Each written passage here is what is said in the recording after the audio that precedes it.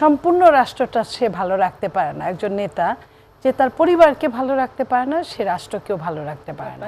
যারা শুনছেন সবাইকে ঈদ মোবারক।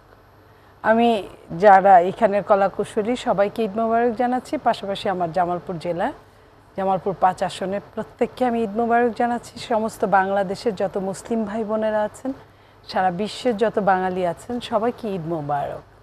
তো আসলে আমরা সত্যিকার অর্থেই আমরা ব্যস্ত থাকি সব কিছু নিয়ে, এটা সত্যি।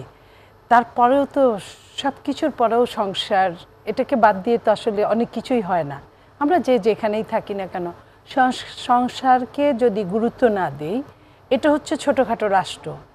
এই রাষ্ট্র যদি ভালো না থাকে, আমরা মনে করি যে সম্পূর্ণ রাষ্ট্রটা সে ভালো রাখতে পারে না। একজন নেতা যে তার পরিবারকে ভালো রাখতে পারে না, সে রাষ্ট্রকেও ভালো রাখতে পারে না। তো আমি চেষ্টা করি আমার পরিবারকে যতটা সম্ভব আমি তাদেরকে যতটুকু সময় পাই তার মধ্যে প্রাধান্য দিতে। আমি সময় পেলে রান্না করি, আমি সময় পেলে তাদের জন্য কেনাকাটা করি, আমি সময় পেলে আমার বাচ্চার জন্য যা দরকার সেটার চিন্তা করি, সে কোথায় পড়বে, কি খাবে সেটা চিন্তা করি। তো সেই হিসেবে অবশ্যই সংসারের কর্তা ব্যক্তি, তার জন্য তো কিছু কিনতেই হয়। সবচেয়ে বড় কথা যে আমি বিয়ের পর থেকে একটা জিনিস দেখেছি যে ও অনেক কিছুতে মানে উদাসীন টাইপের একজন মানুষ। তাকে দিলে সে তাতেও কোনো না নাই, মানে না দিলেও কোনো কমপ্লেইন নাই যে তুমি আমাকে এটা দিলা না কেন। তার অনেক কিছুই আমি দেখভাল করি।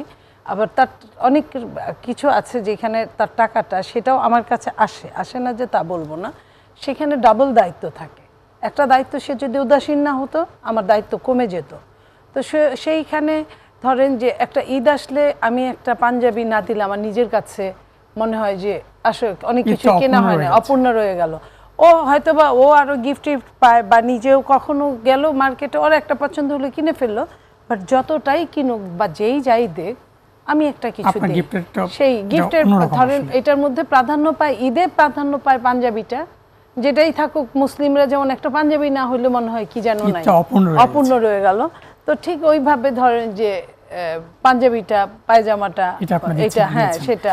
আমরা একটু যাচ্ছি আসলে যে এই নেত্রী হওয়ার আগে আপনি নীলুফার মনির আপনার সেই সময়কার ঈদ আর অথবা যে পরের যে ঈদ আনন্দ, মানে দুটো বিষয়। কারণ আপনি কিন্তু নেত্রী হয়ে জনপ্রিয় নেত্রী এর আগের একটি জীবন কাটিয়ে আসছেন, এখন একটি জীবনকে আপনি পার করছেন। আপনার এই দুই ঈদের পার্থক্য, মানে আনন্দটার মিল অমিলগুলো কোথায় আছে? এক ঈদে কোনো দায়িত্ব ছিল না, শুধুই অফুরন্ত আনন্দ ছিল। কোনো কিছু করতে হয় নাই, না কি ঘরের সংসারের কাজ, না বাইরের কাজ, না কোনো দায়িত্ববোধ, কারো খোঁজ খবর নেওয়া। তখনকার ঈদগুলো তো সেইখানে আপনার নির্মল শুধু আনন্দটাই ছিল।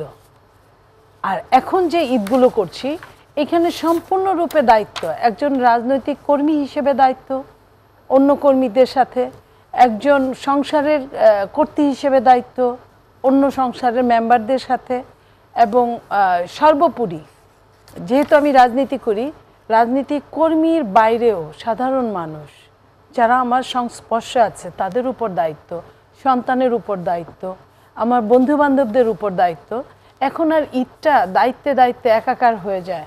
সেখানে ঈদের আনন্দটা আলাদা করে খুঁজে পাই না। আগে যেমন শুধু আনন্দই পেতাম, আলাদা কোনো দায়িত্ব বোধ ছিল না। এখন দায়িত্ব বোধটার সাথে আনন্দটা ভাগ করে নিতে হয়। এই যা তো সেই সময় আপনি সংসার সন্তান যেভাবে সামলাচ্ছেন, যেটা বলেছেন, তখন মনে হয় না মাঝে মধ্যে যে রাজনীতি ছেড়ে দিই, আমি আমার পুরোপুরি সাংসারিক জীবনে ফিরে যাই? কখনো কি মনে হয় এটা? প্রায় সময়, অনেক সময় মনে হয়, প্রায় সময়, একটা সময় অনেকবার ছেড়েও দিয়েছি। কিন্তু আমি ছাড়লে কি হবে, রাজনীতি আমাকে ছাড়ে নাই। তখন যে সময়টার কথা বলছি, সে সময়টা অনেক সময় আমি মানে রাগে, কষ্টে, অভিমানে অনেকটা সময় ঘরে ঢুকে গেছি, 1 দিন 2 দিন 5 দিন। তারপরে দেখি যে কোনো অকারেন্সে আসলে বের হওয়া হয়ে যায়। আর আমি চাইলেই আমাকে আপনি সাধারণ একজন মানুষ আপনি মনে করতে পারেন না, যেখানেই যাই। সেটার জন্য আবার না বলতেই, না বুঝতেই, মনের অজান্তেই আবার রাজনীতির মধ্যেই ঘুরপাক খাচ্ছি।